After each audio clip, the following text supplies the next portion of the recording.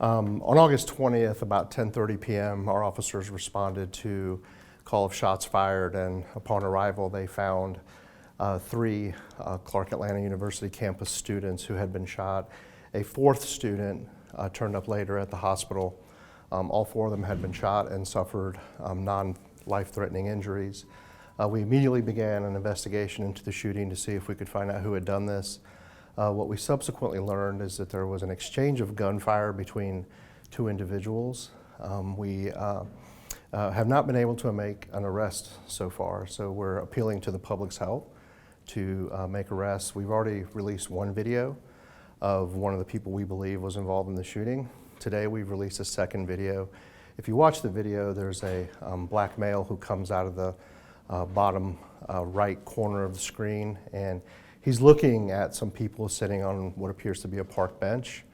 They kind of exchange looks, and at that point is when we understand that the shooting began between these two individuals. The women, the students, were innocent bystanders. They were caught in the crossfire, which is one of the aspects that makes this such a terrible crime. They had nothing to do with this. Luckily, none of them sustained life-threatening injuries. All four of them have been released from the hospital. At this point, we are truly beating the bushes. We went out yesterday, we did a canvass, we went on campus and handed out flyers.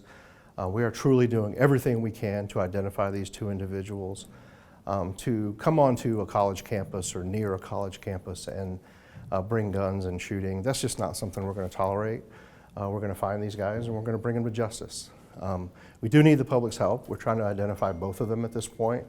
The videos are pretty good. We do think somebody knows something, so the videos are pretty good.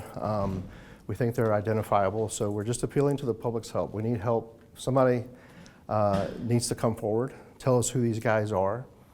There is a $5,000 reward. I think, as you know, Crime Stoppers has a usual $2,000 reward. I believe it was Councilmember Cleta Winslow who threw in another $3,000, so it's up to $5,000. Let me know if you have any questions. Is that for both suspects or just for the second one? So that's a good question. I'm not exactly sure how Crime Stoppers work when there's multiple individuals. Let me follow up on that. Typically, we're only looking for one individual. We also want to identify which one was responsible for the actual shootings too. That's something we need to sort through as well. Is who actually fired the shots that struck the women. So was the suspect that you've just released the video of, was he looking at the first suspect that you sent out, the man in the white Yes, and the grey? that's what it appears. It appears that the suspect from today, that he's looking, for some reason, he's looking in the direction of the individual with whom he later exchanged a gunfire. So was it only two people that exchanged gunfire or more? That is our understanding right now, is that it was two individuals who exchanged gunfire. Do you see the first suspect you released on that video? Yes. He's the gentleman sitting on the park bench with a hat on. How helpful have the universities been to the investigation? Extremely helpful. We have a great relationship with our colleges and universities, not just the Clark Atlanta campus, but all of our universities. We work very well together. We work very closely. We constantly meet, because even though they have responsibility for what's on campus and we have responsibility for what's around campus, so we make sure we coordinate, we work together, and we've even done dual beats before. We've had officers from each in one car. So all the surveillance that we've seen have been from the same camera? Is there a reason that there was a delay in releasing video of the second shooter? So as the investigation progressed, we were able to get more information that made us confident to release a second video. Any chance these guys are students at the university? We don't think either one of them are students at this point. We don't think, right? Do we see any of the victims in the video? That's a good question, and I asked that. I have not gotten an answer yet.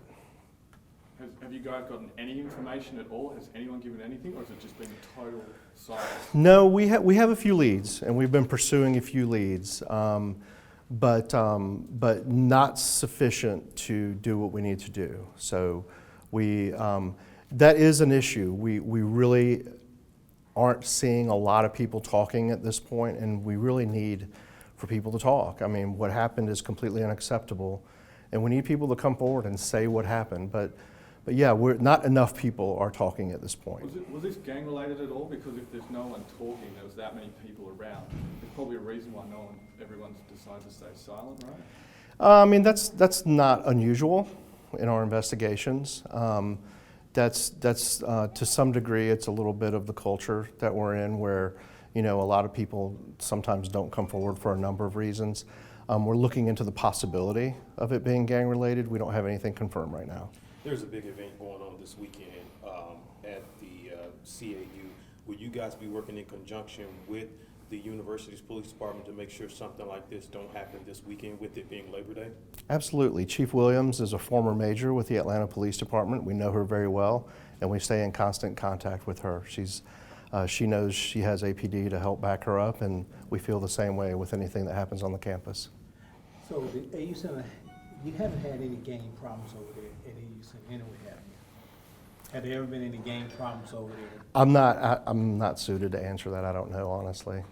I'm not. You mentioned about who did you think the shooter was who injured the students? You think both or one of them? I can't remember which. We're still looking into that to see, we're trying to see who actually fired either one is terrible, right? To engage in a gunfight, period, but to do so at a party with 200 students is, beyond the pale. According to the But yeah, one of the things we're looking at is who actually fired the shots that struck the women. So you've gotten some information, some leads about who the first shooter is. Do you know who you're looking for? You just haven't gotten him, or how far are you in that? We're not going to get into that. We feel we've made some good progress, and we've got a ways to go. Our investigators have some work to do. Chief Shields has made this case a top priority. Did anything come from the canvassing yesterday? Absolutely. I mean, in terms of having conversations and things like that, yes. But I'm not ready to say whether anything investigative, anything we were able to release right now came up.